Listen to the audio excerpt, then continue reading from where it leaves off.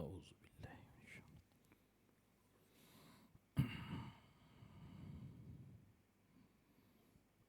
أعوذ بالله من الشيطان الرجيم. بسم الله الرحمن الرحيم. السلام عليكم ورحمة الله وبركاته. Subhanallah, maha suci bagi Allah. Alhamdulillah, segala puji hanyalah layak untuk Allah. Wa la ilaha illallah wallahu akbar. Dan tidak ada Tuhan melainkan Allah. Allah lah Tuhan yang kita besarkan, kita agungkan di dalam kehidupan dunia, hinggalah membawa kepada hari akhirat. Ya Allah, ya Tuhan, selawat dan salam atas junjungan yang mulia Nabi Muhammad sallallahu alaihi wasallam, ahli keluarga, para sahabat yang diridai oleh Allah Subhanahu wa taala. Allahumma salli ala Muhammadin wa ala alihi wa sahbihi ajma'in. Allahumma ighfir lana waftah lana abwaaba rahmatik. Ya Allah, ampunkanlah kami dan bukakanlah bagi kami pintu-pintu rahmat Engkau. Yang berusaha Tuan Pengurusi Surau Nurul Ikhlas dan seluruh ahli kuasa yang dimuliakan Tuan Imam Bilal dan Siap, kepada para muslimin muslimat sidang jamaah yang dikasihi dan dirahmati Allah.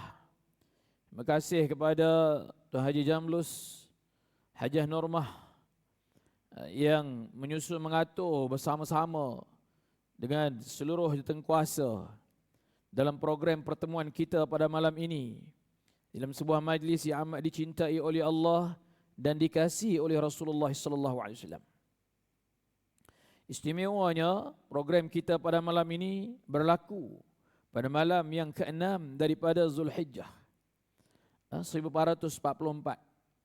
Adapun hari-hari yang kita sedang lalui ini daripada 1 hingga 10 Zulhijjah adalah hari-hari yang utama, hari-hari yang amat Allah Subhanahu wa taala memberi perhatian dan tumpuan sebaik-baiknya kepada para hamba. Mana para hambaku yang ingin untuk mendekatkan diri kepada aku? Mana para hamba-hambaku yang ingin melakukan amal ibadah terhadapku? Mana para hambaku yang nak mendekatkan diri kepadaku melalui zikrullah, melalui baca Al-Quran, melalui majlis ilmu dan sebagainya? Maka ini di antara apa yang dapat kita buat dan kita lakukan. Dengan tajuk yang kita perkatakan pada malam ini, agar ibadah kurban kita diterima di sisi Allah Subhanahu wa taala. Oh, ini tajuk yang sangat penting kepada kita tuan-tuan dan puan-puan. Bukan sahaja ibadah korban yang kita nak terima, lebih-lebih lagi ibadah yang kita buat kepada Allah ini kesemuanya sekali, daripada hal yang melibat soal kefarduan juga termasuk yang sunat. Apa lagi yang harus, ianya juga boleh menjadi ibadah jika kena dengan cara dan susun aturnya. Syarat untuk ibadah secara umum sebelum masuk kepada tajuk ni diterima, bagaimana tuan-tuan? Ada berapa syarat ibadah yang kita buat kepada Allah itu diterima? Aduh, bila berhenti sikit tu macam tanyalah tu. Kan. Sebab kita nak tahu benda tu, mestilah kita kena tahu dia punya syarat dia. Yang pertama ialah niat kerana Allah. Itu satu suruhan yang mudah, tapi kalau ada orang cuaikan, lalaikan, tak jadilah. Maka dia tak peduli tadi, hak dia nak buat salat fardu maghrib tadi tak berlaku kepada diri dia sedemikian rupa. Itu. Yang keduanya ialah apa? Mengikuti sebagaimana yang telah ditunjuk oleh Nabi Muhammad sallallahu alaihi wasallam. Daripada apa yang dia kata, apa dia bagi tahu, apa yang para sahabat tengok, keluarga dia lihat, yang mereka semua himpun dan kumpul dalam hadis-hadis, lalu sampaikan kepada kita melalui pelajaran yang kita ikuti. Tu contoh mudahlah tuan-tuan. Kita duduk solat sembahyang fardu 5 waktu. Tiap-tiap hari. Kalau kita tu sendiri tidak kata imam. Kalau imam yang memimpin kita itu, dia takbiratul ihram. Allahu Akbar. Betul ke takbiratul ihram tu, tu Haji? Tu contoh lah kan. Contoh betul dengan tak betul tu. Bunyi tu macam bunyi betul. Tapi tak betul tuan-tuan. Sebab apa tak betul? Allah gendang. Bukan Allah Maha Besar, Allah gendang. Maka apa jadi takbiratul ihram dia tu? Batal lah, tak sah. Tu kalau imam, tu makmum lah ikut. Cantik. Cantik tuan. Dia ikut tu berapa lama? 60 tahun dia ikut. Habis rosak. Yang betulnya, Allahu Akbar. Senang kan? Nampak macam senang tapi tak senang sebahagian orang. Ada orang dia tak panjang, dia pendek macam tadi. Allahu Akbar, pula dah. Memang nak kena backhand tuan-tuan. Terang-terang tu dia Dia jadi Bilal, Allahu Akbar, Allahu Akbar. Ya Allah, na'udzubillah tuan. Macam mana dia jadi macam itu? Betul ke salah tuan? Ya Allah, bahaya tuan. Allahu Akbar, pula dah. Mengada-ngada. Itu tidak ikut yang ditunjuk oleh Rasulullah sallallahu alaihi wasallam. Tu kita mulakan secara umum. Itu rukun tuan, bukan benda main tu. Bukan benda main. Na'udzubillah. Ada orang yang i'tidal, sami Allahu liman hamidah. Betul je. Sami Allahu liman hamidah. Terang telinga kita dengar tu. Dia jadi imam. Maghrib 3 rakaat, Isyak 4 rakaat. Siapa pun tak tegur. Tak berani tegur Pak Imam tu. Kata imam salah tu. Sebut i'tidal begitu. Tu. Yang betulnya apa? Sami Allahu liman hamidah. Susah tuan. Lagi satu. Bagi salam. Assalamualaikum warahmatullahi. Assalamualaikum warahmatullahi. Sah ke bang? Bagi salam macam itu. Assalamualaikum warahmatullahi. Assalamualaikum warahmatullahi. Sah ke Haji? Dia sembahyang tu 50-60 tahun. Tidak sah tuan-tuan. Dia kata saya ikhlas kerana Allah sebab saya duduk di Nurul Ikhlas. Ikhlas ni benda betul, bukan benda salah. Tuan-tuan kena faham yang tu. Ikhlas ni perkara benar, betul. Bukan kita buat benda salah kemudian kita kata ikhlas. Saya mencuri wang ini untuk diberi kepada fakir miskin. Inilah keikhlasan saya. Curi tetap curi. Dia nak jadi macam Robin Hood. Dia kata Robin Hood boleh buat membela fakir miskin. Kan saya tak boleh buat. Orang bukan belajar dengan Robin Hood, orang belajar dengan Nabi Muhammad sallallahu alaihi wasallam. Contoh mudah tuan-tuan. Ya Allah. Nak betulkan macam mana tu? Set speed trap duk tangkap banyak kali. Assalamualaikum warahmatullahi. Assalamualaikum warahmatullahi. Jahannam tuan. Dia tahu dah biasa. Mana boleh tuan? Macam mana dia duduk di taman? Taman apa benda ni? Seri Kembangan ke apa? Betul, lebih kurang. Assalamualaikum. Macam mana dia bagi salam macam itu? Macam itulah dia bagi salam lepas sembahyang. Mana boleh tuan-tuan? Batal. Siapa nak tegur tuan? Ya Allah. Itu baru umum pelajaran kita malam ni. Samalah tajuk kita malam ni, agar ibadah korban diterima di sisi Allah. Ya Allah. Saya ni bukanlah orang yang handal nak cakap benda-benda macam ni. Cuma kongsilah saja pengalaman-pengalaman yang ada. Sikit saja tuan-tuan, lebih lagi lah saja. Malam ni kita refresh balik. Itu saja. Bukan tunjuk apa benda pun, tak ada benda pun. Sikit-sikit kita belajar apa-apa yang kita ada, kita sama-sama kongsi bagi dapat. Sebab kita nak ibadah kita diterima. Maka kalau tidak betul, bagaimana nak diterima? Biar tahu, jangan keliru. Betulkan yang biasa, biasakan yang betul. Kan? Hak biasa-biasa tu tak betul. Bagi hak betulkan yang biasa itu. Subhanallah, muslim yang dirahmati Allah. Tuan-tuan bayangkan nak sembelih lembu, kambing, unta, kerbau dan sebagainya tu, kita tidak boleh sebut Bismillahirrahmanirrahim. Kita kena sebut apa? Itu contohlah, tukang sembelih mesti tahu. Dia tidaklah sampai jatuh tidak sah, tapi itu bukan perkataannya. Apa perkataannya tuan? Bismillahi Allahu Akbar. Tuan-tuan tak ikut kursus ni. Atau mungkin tak pernah sembelih ayam lah. Ayam pun tak pernah sembelih. Bukan takat ayam tak pernah sembelih, burung puyuh pun tuan-tuan tak pernah sembelih ni. Saya tengok muka ni. Buatlah kursus-kursus sembelihan tuan-tuan. Dia orang nanti akan bawa apa? Burung puyuh. Tu. Saya takut nak sembelih burung puyuh pun takut. Kalau nak sembelih burung puyuh pun takut, macam mana nak sembelih lembu? Leher lembu lagi besar tuan-tuan. Tu, burung puyuh kecil je. Tapi burung puyuh yang kecil tu kalau salah cara, tak kena teknik, batal. Jadi bangkai. Allah, susah juga tuan-tuan. Jadi tuan-tuan kata apa? Saya serah kepada pihak pengurusan lah, senang. Lantak dia orang lah. Saya terima daging sudah lah ustaz. Yang tu paling senang.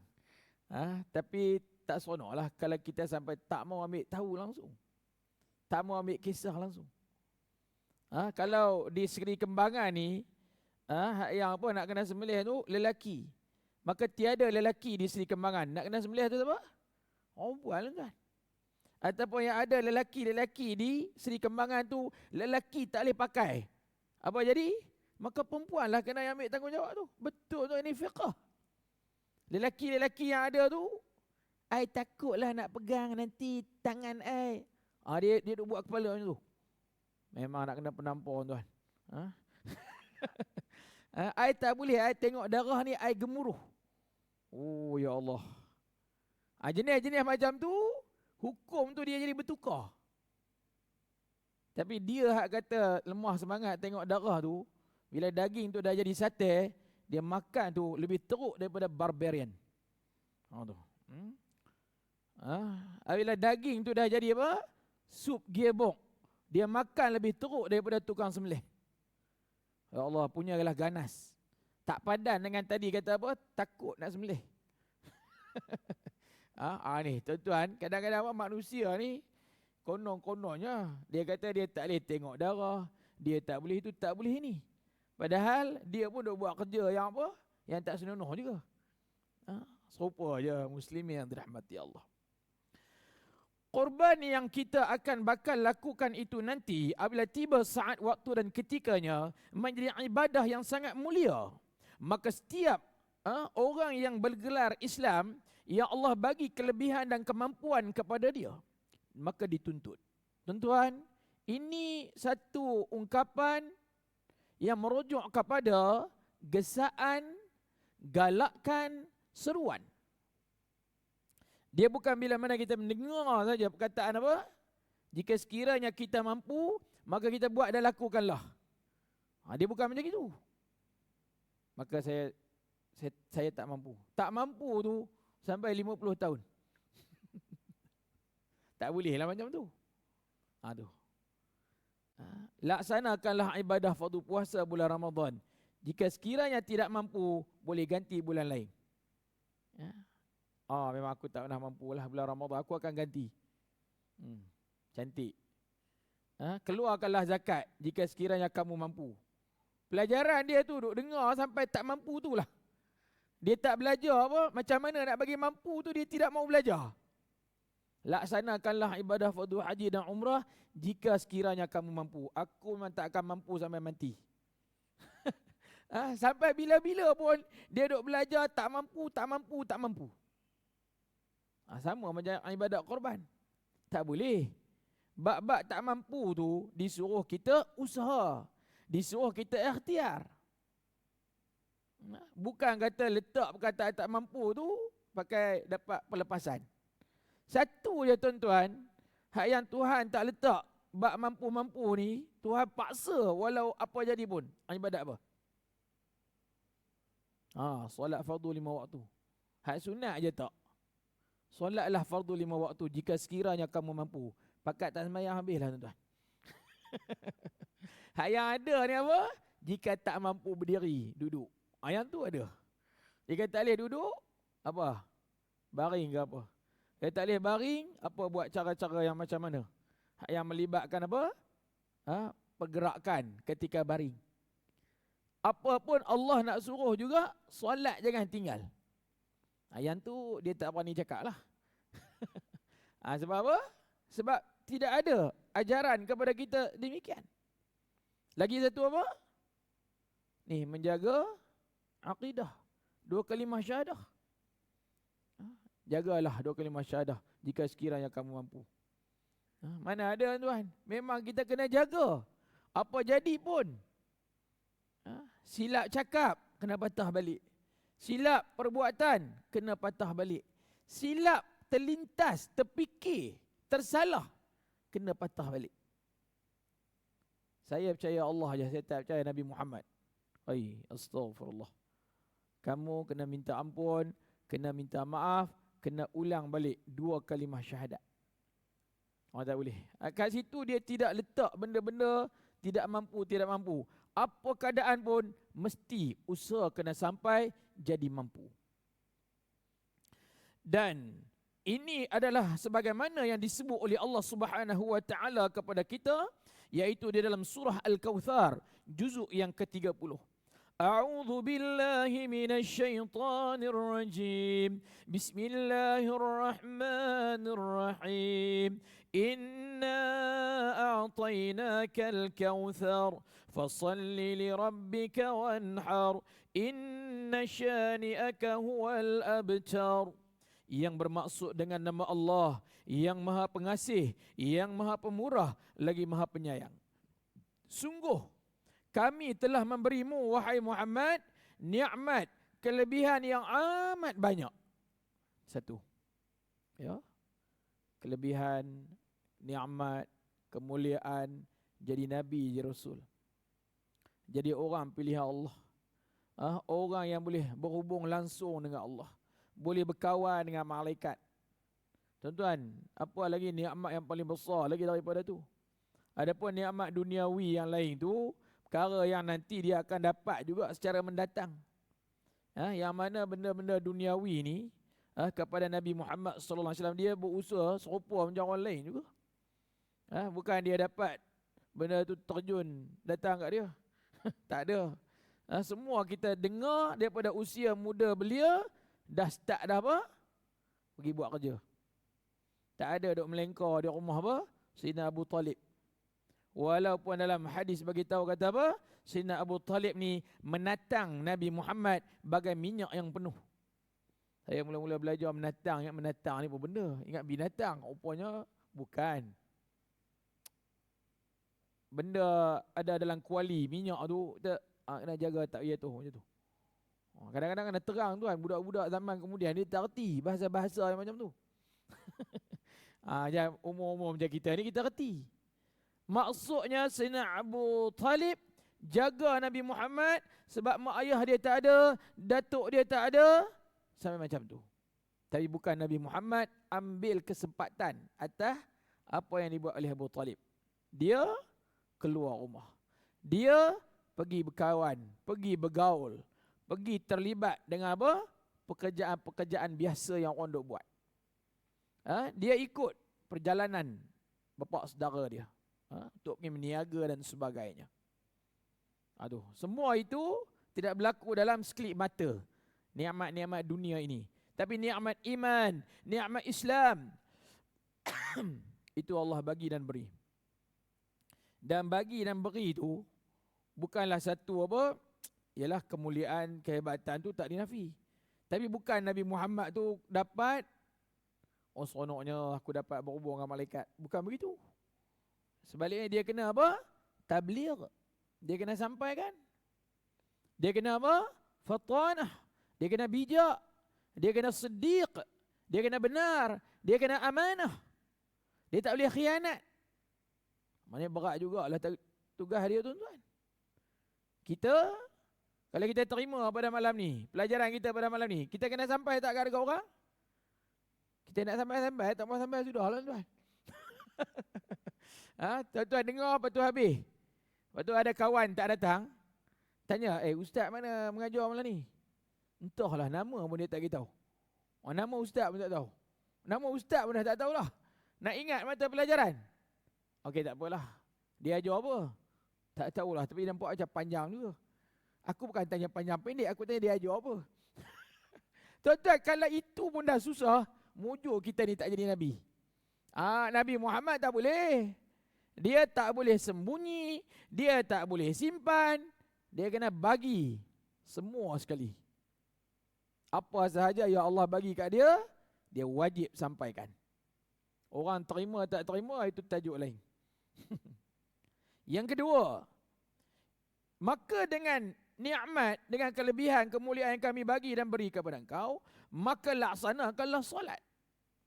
Para ulama tafsir menyatakan secara umum solat di sini merujuk kepada fardu 5 waktu, solat sunat yang mengiringi.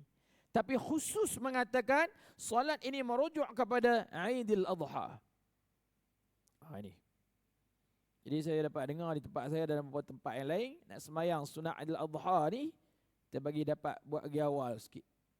Ni. Jadi surah Nurul Ikhlas kita kurang apa? Tu aja jam 8, cantik. Tu terbaik tu. Jangan ada ubah tuan. Tu. Sebab sekarang subuh pun awal. Dia tak boleh duk ajar jemaah ni. Tak apalah nanti kita ni. Yang tuan-tuan ajar tu memang sampai bila pun tak jadi. Kena exactly buat. Itulah. Sebab lepas habis saja sembahyang subuh, terbalik mandi sunat hari raya. Itu dia punya program dia tuan. Balik mandi sunat hari raya sebelum nak datang. Tukar pakai baju cantik-cantik elok-elok. Kemudian apa? Boleh sarapan? Tidak boleh tuan. Dia macam tu pula dia punya hukum dia. Takkan tak boleh ikut minum-minum sikit ustaz. Dia kalau nak ikut betul punya buku lah, tidak boleh lah. Kena puasa ke? Bukan puasa. Dia suruh percepat.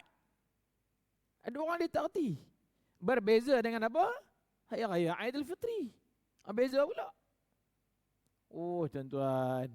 Benda tu kalau kita tak ajar, tak sesuatu, Pak Imam tak remind, tak jadi. Imam lah nak kena remind. Tuan-tuan, tak dah habis dah sembahyang subuh ni, terbalik mandi dengan niat mandi sunat hari raya Aidil Adha. Macam mana mandi wajib. Kenapa beritahu?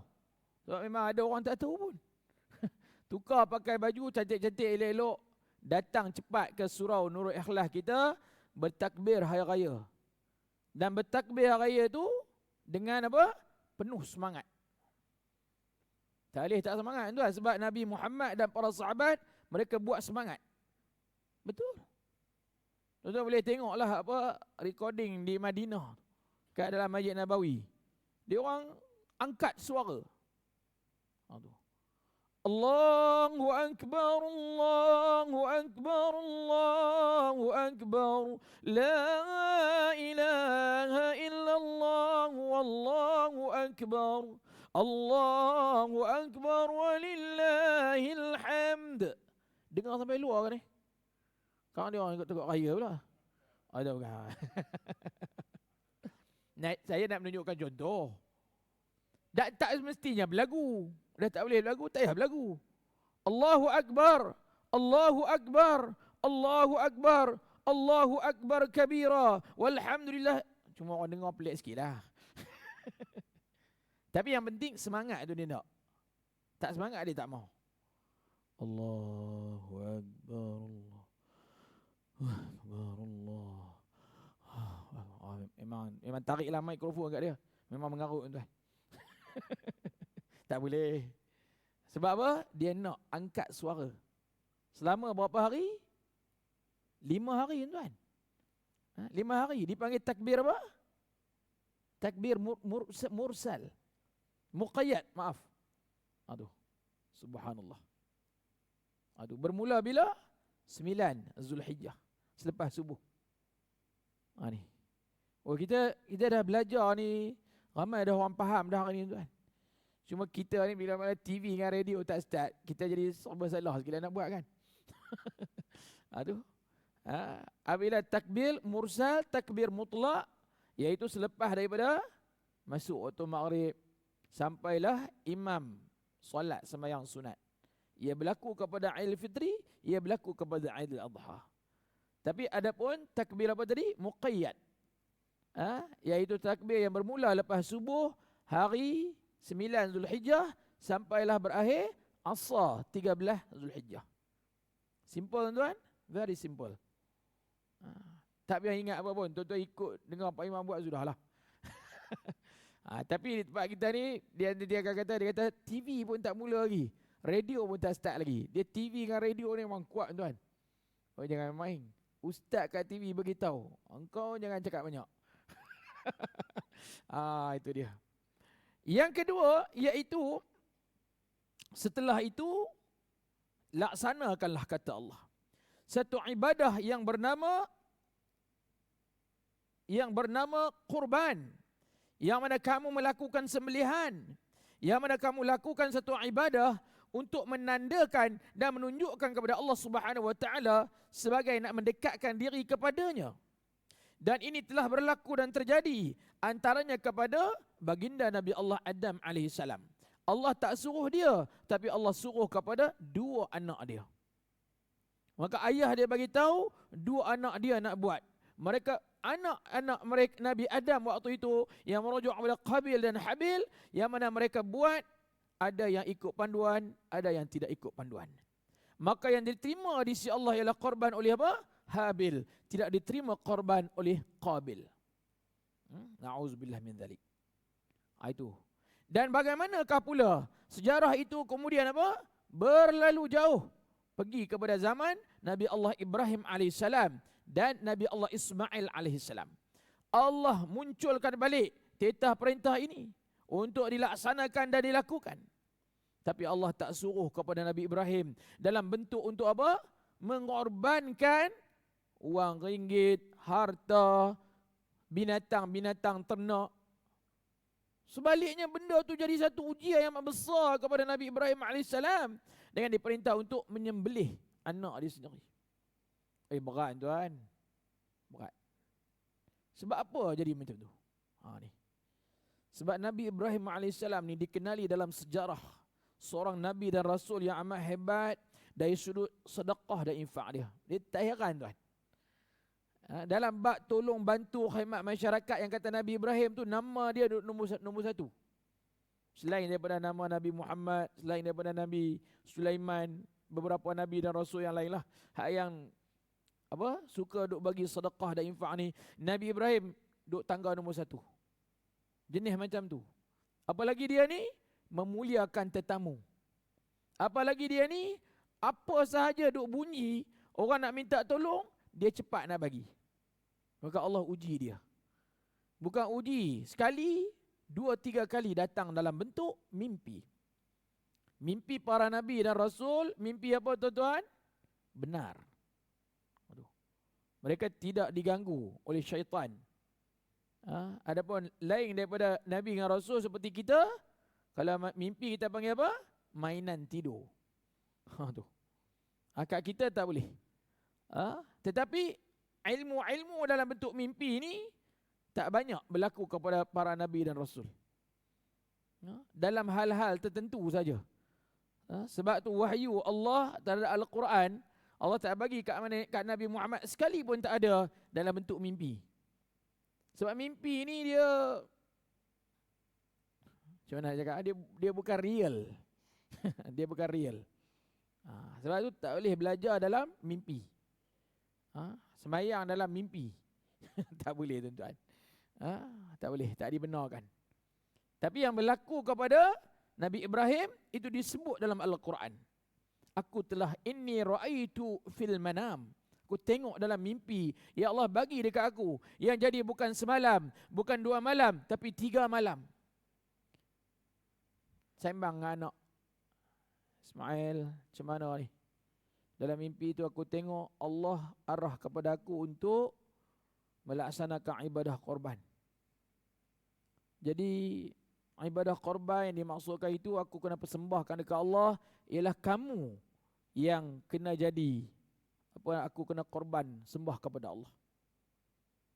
Cerita tu habis kat situ saja tuan. Tidak habis kat situ. Ayat ni yang apa? Orientalis, para apa nama ni? Orang-orang yang tak berguna ni. Agama benda ni. Ada kat menyuruh korban anak, sembelih anak. Dengar dulu sampai habis. Cerita tu bukan habis kat situ. Dan sebab musabab jadi itu kenapa? Maka apa pandanganmu wahai anakku? Wahai ayah, laksanakanlah. Nescaya kamu akan menyaksikan aku daripada kalangan orang-orang yang bersabar. Anak lah pergi jawab macam itu. Apa rasa ayah? Oi, lagi berat tuan-tuan. Lagi, oh ya Allah, macam mana ni? Macam mana aku nak buat ni? Kenapa tak disuruh benda yang lain? Tadi kan kita dah cerita, Nabi Ibrahim ni tidak ada masalah. Kalau suruh oleh Allah buat apa saja. Tapi dengan main anak ni, subhanallah. Tapi itu hanya berlaku kepada Nabi Ibrahim dan Nabi Ismail alaihi wassalatu wassalam. Saya kena bagi tahu tu. Kalau ada tak apa dengar, tak apa clear, nak ayah suruh korban kamu ni. Nampak kamu ni pergi sekolah pun malas, mengaji pun tak nak, kerja pun pemalas. Aku ingat nak sembelih engkau lah, sembah ke Allah pada 10 Zulhijjah ni. Itu ajaran sesat tuan kan. Ini yang berlaku kepada Nabi Ibrahim bukanlah sebagaimana arahan sangat pun untuk menguji. Dan memang Nabi Ibrahim boleh menerima dan anaknya juga turut menerima. Apa jadi tuan-tuan? Bismillahi Allahu Akbar. Dia buat dan dia laksanakan. Akhirnya Allah tukar. Apa yang dia sembelih itu bukan anak dia. Yang ni itu yang miracle tuan-tuan. Itu yang miracle. Aku pun nak try ke anak aku kok miracle tu. Jangan tuan-tuan. Jangan. Tu. Yang tu kepada Nabi Ibrahim dan Nabi Ismail. Bila dah apa yang berlaku tu bertukar, macam mana Kak Nabi Ibrahim ni jadi? Seronoklah tuan, sukalah. Takkan tak suka kot. Tengok Allah menukar dengan kibas.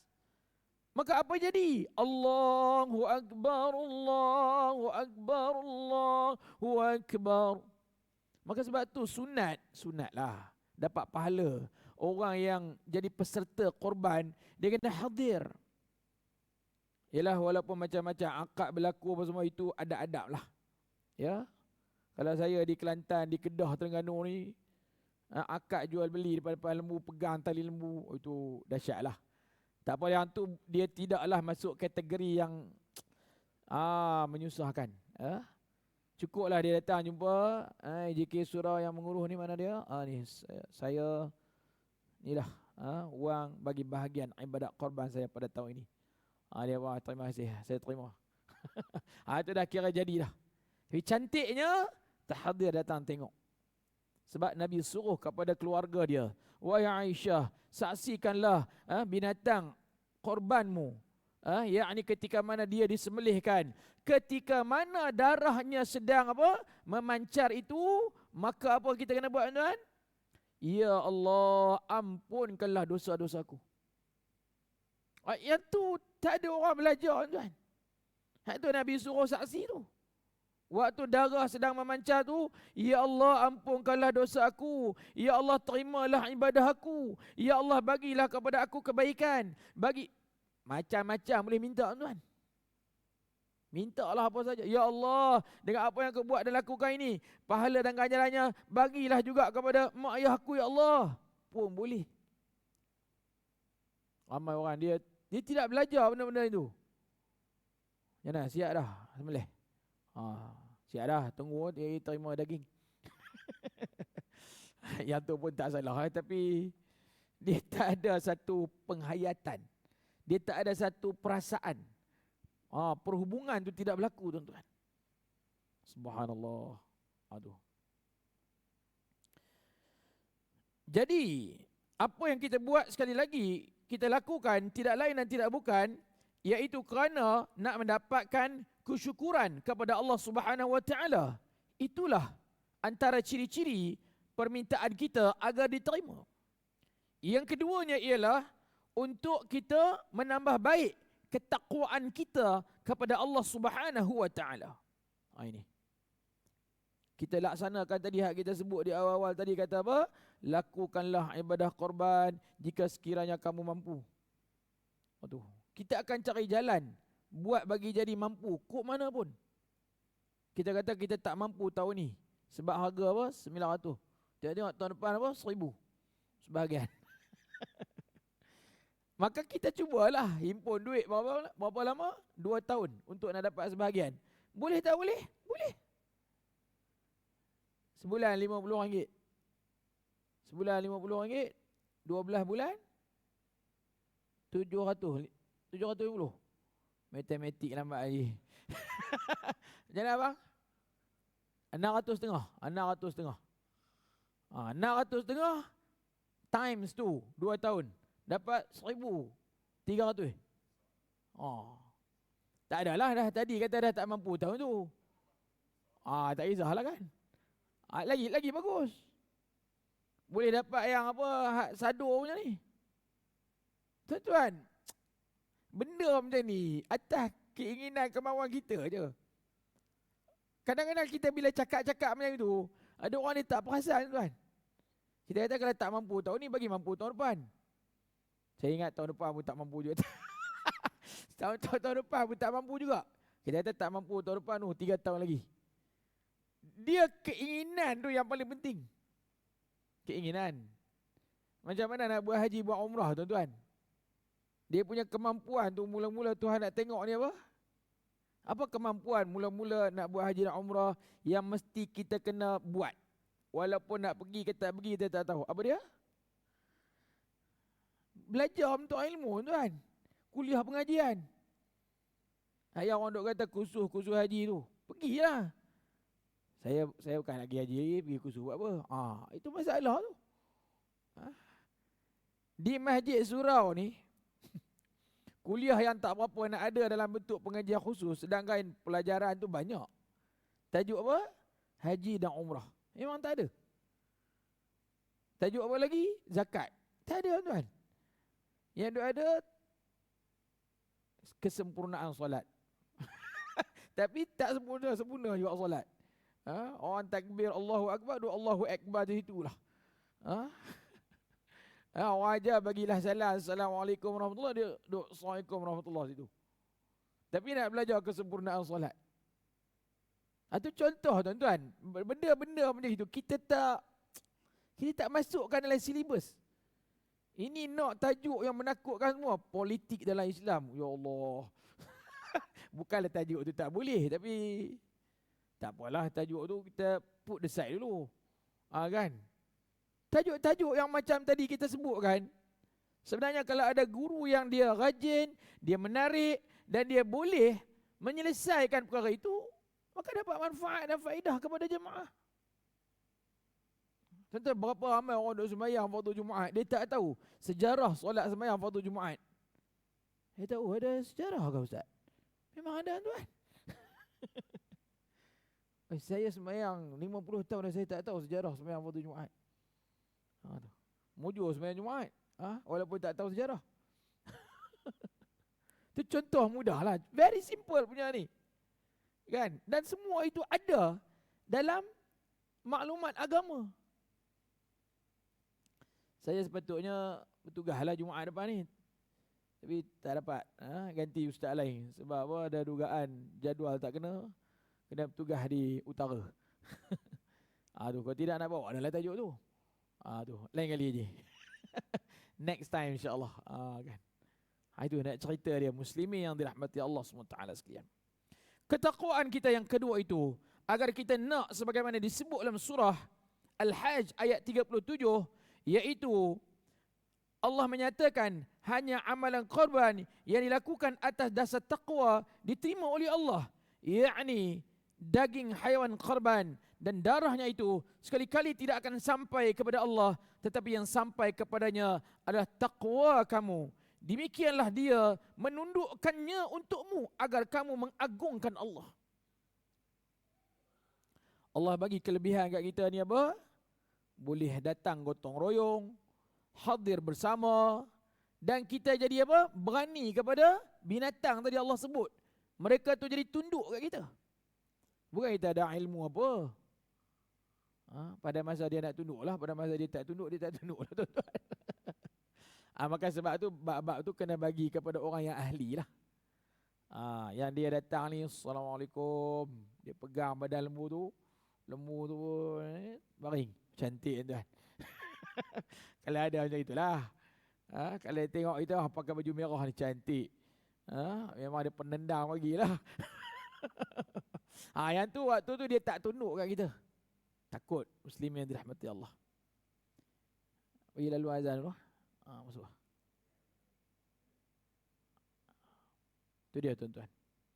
Sangat penting untuk kita tahu Allah bagi rezeki kepada kita boleh kawal. Ilmu tu bagi kepada orang yang ada ilmu tu lah. Siapa dia? Cowboy. Siapa dia? Orang tu? Cowboy. Dia tu saja ada ilmu tu. Kita tidak ada. Dia boleh. Tu dia pandai. Kita tak erti tuan. Kita tengok saja. Tapi kalau tuan-tuan tak mau susah, buat macam dalam Masjid Puncak Alam. Dia berbaris, beratur, dia masuklah satu mesin, dia kena kepit tu dia bismillah. Very simple. Yang tu tak ada bising-bising. Tertangguh sekejap, bagi lalu azan.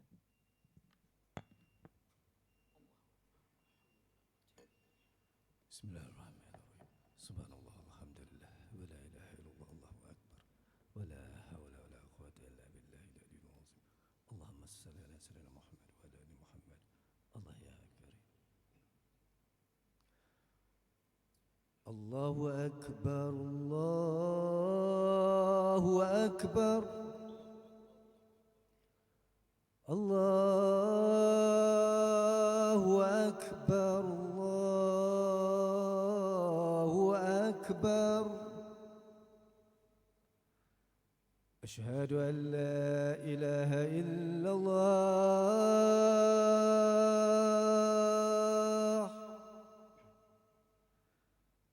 Ashhadu an la ilaha illallah.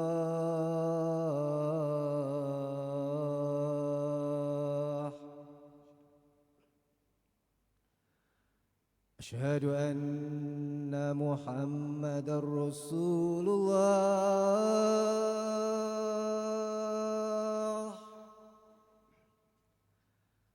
أشهد أن محمدا رسول الله.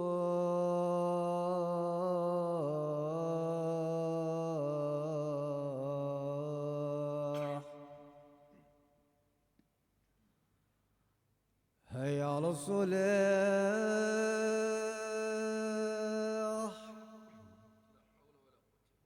هيا على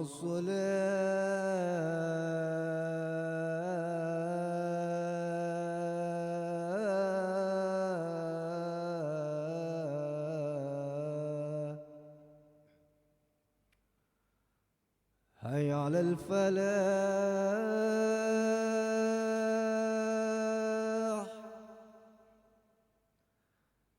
هيا على الفلاح.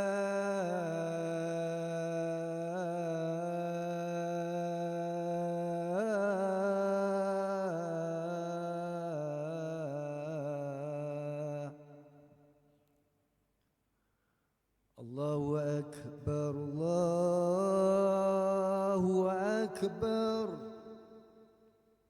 لا إله إلا الله.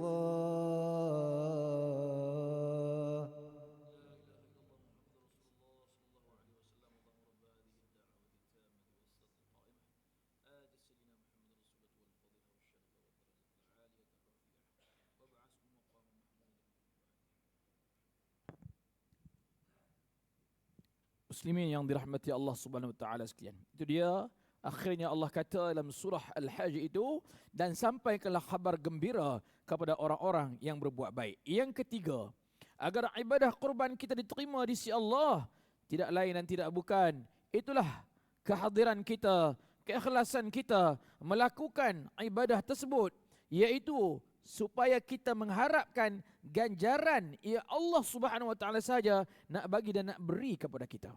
Kita harap tuan-tuan, apa kita buat itu dapat pahala.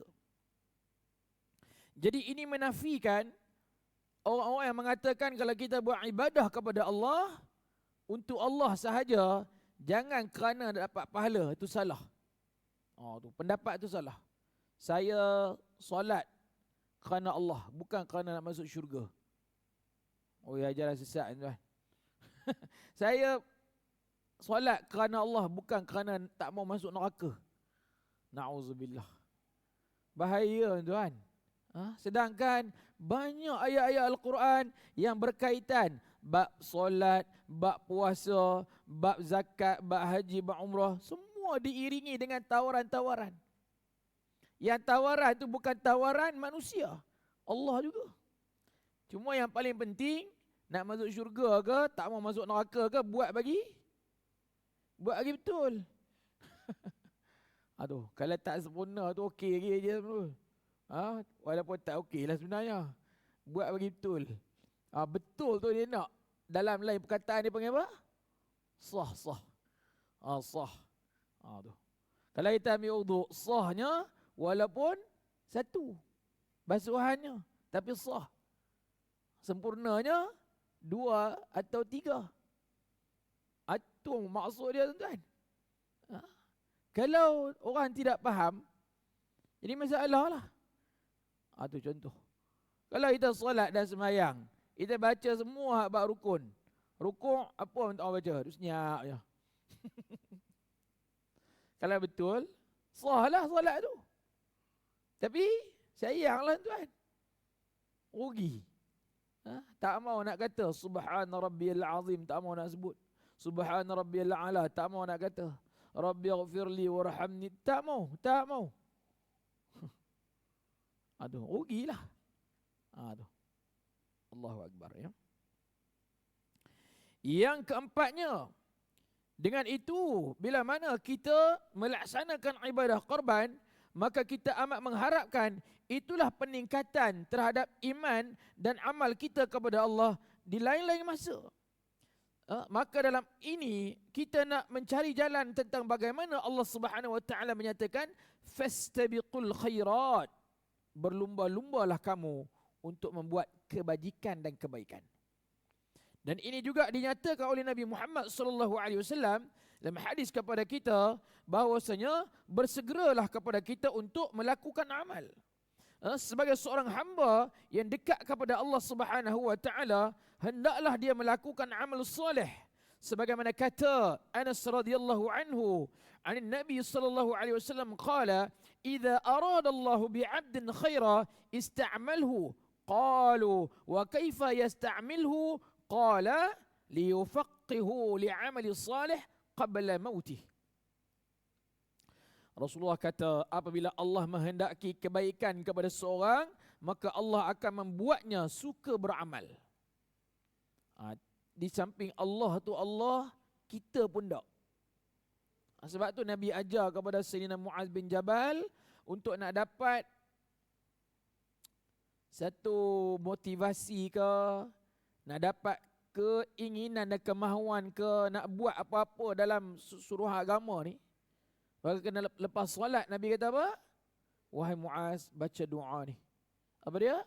Allahumma a'inni ala dhikrika wa syukrika wa husni ibadatik. Hadis sahih riwayat Imam Muslim. Ya Allah, tolonglah aku bagi dapat ingatkan kau. Aduh. Walaupun sememangnya kita tak nafikan Allah memang ingatkan kita. Tapi kita tu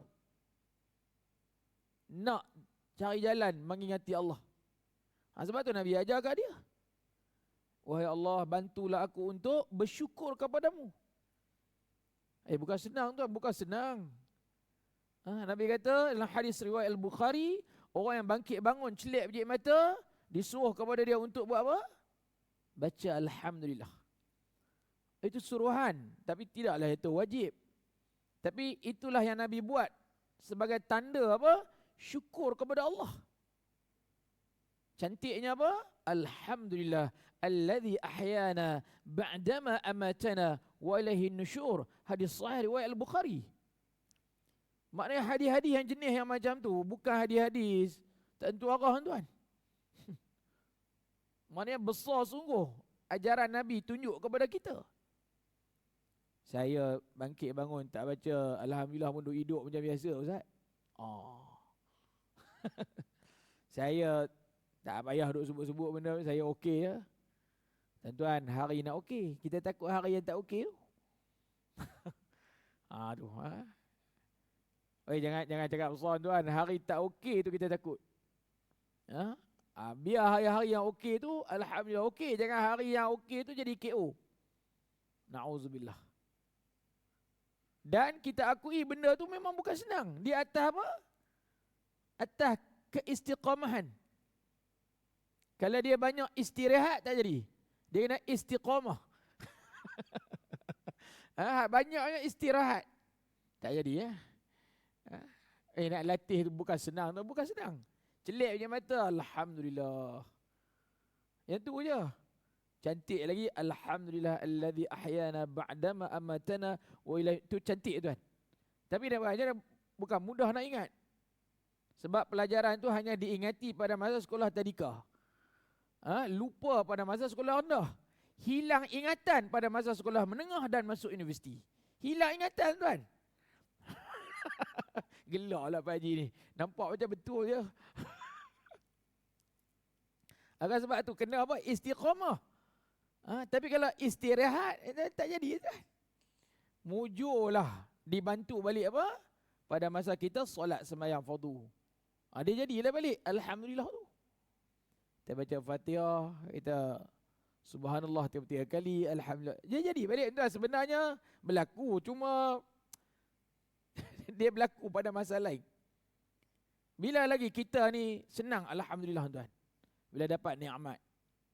Aduh. Tapi hak yang everyday punya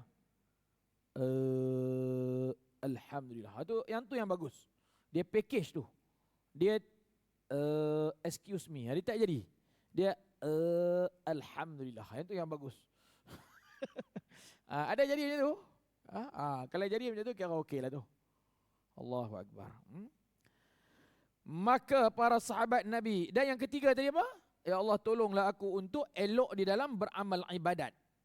Maka dengan itu kata Nabi, orang yang Allah sayang dekat dia, dia jadi nampak sonok, teruja nak buat amal ibadat. Maka sahabat pun bertanya, bagaimana ya Rasulullah?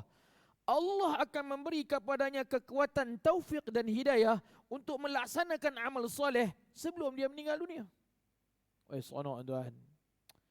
Benda tu dia jadi kat kita macam itu. Kita nak ending, happy ending. Tu. Ya. Hadis tersebut hadis-hadis yang hasan yang sahih muslimin yang dirahmati Allah Subhanahu wa taala sekalian. Itulah dia perkongsian kepada kita semua pada malam ini. Maka marilah kita bersama-sama berlumba-lumba dalam meningkatkan amal ibadah kita untuk lebih utama lagi diterima di sisi Allah Subhanahu wa taala. Akhirnya bila mana orang dapat melaksanakan ini, maka mudah-mudahan dia tidak menjadi orang yang disebut oleh Allah sungguh orang-orang yang membencimu wahai Muhammad. Dia tak mau usaha, dia biarkan, dia tak kisah, dibimbangi, dia jadi golongan al-abtar. Al-abtar ni ialah apa? Orang yang terputus daripada rahmat Allah Subhanahu wa taala. Cukup sekadar itu, aqulu qawli hadza wa astaghfirullahal azim li wa lakum wa lisairil muslimina wal muslimat faya fawzal mustaghfirin wa ya najatat taibin. Bismillahirrahmanirrahim. Allahumma salli ala sayyidina Muhammad wa ala alihi wa sahbihi ajma'in. Subhanakallahumma rabbana wa bihamdika nashhadu an la ilaha illa anta nastaghfiruka wa natubu ilaih. Bismillahirrahmanirrahim. Wal asri innal insana lafi husr illa alladhina amanu wa 'amilus salihat وتواصوا بالحق وتواصوا بالصبر والحمد لله رب العالمين. Assalamualaikum warahmatullahi wabarakatuh.